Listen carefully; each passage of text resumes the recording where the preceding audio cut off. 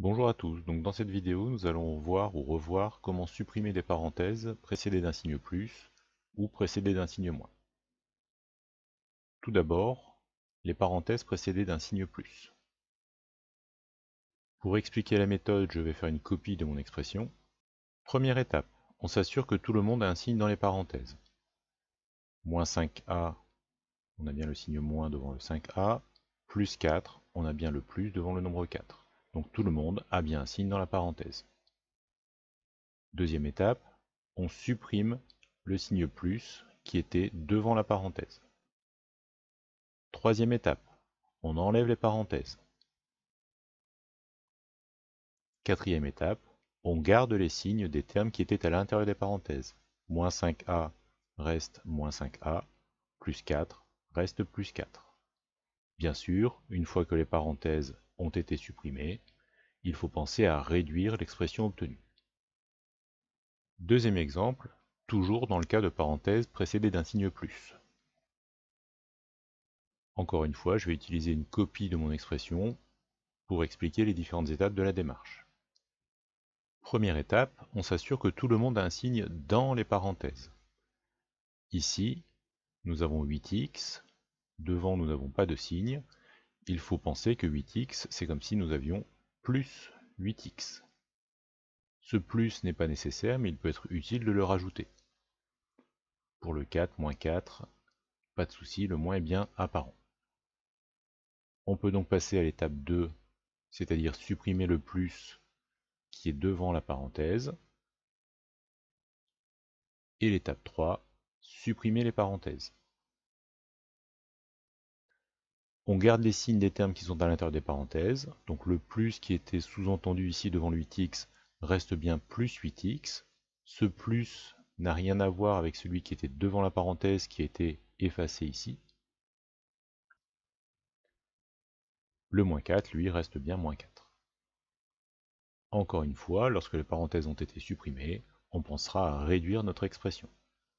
Passons maintenant à la suppression de parenthèses précédée d'un signe moins. Comme pour les exemples précédents, je vais utiliser une copie de mon expression et détailler chaque étape du raisonnement. Première étape, on s'assure que tout le monde a un signe dans les parenthèses. Il y a bien un signe ici devant 3x moins 3x, devant le 7 plus 7. Tout le monde a bien son signe à l'intérieur des parenthèses. Deuxième étape, on supprime le moins qui était devant la parenthèse. Troisième étape, on supprime les parenthèses. Et dernière étape, on va changer tous les signes des termes qui étaient à l'intérieur des parenthèses. Moins 3x devient plus 3x, plus 7 devient moins 7. Encore une fois, on pensera à réduire l'expression une fois que les parenthèses ont été supprimées. Dernier exemple, toujours dans le cas de parenthèses précédées d'un signe moins. Première étape, on s'assure que tout le monde a un signe dans les parenthèses.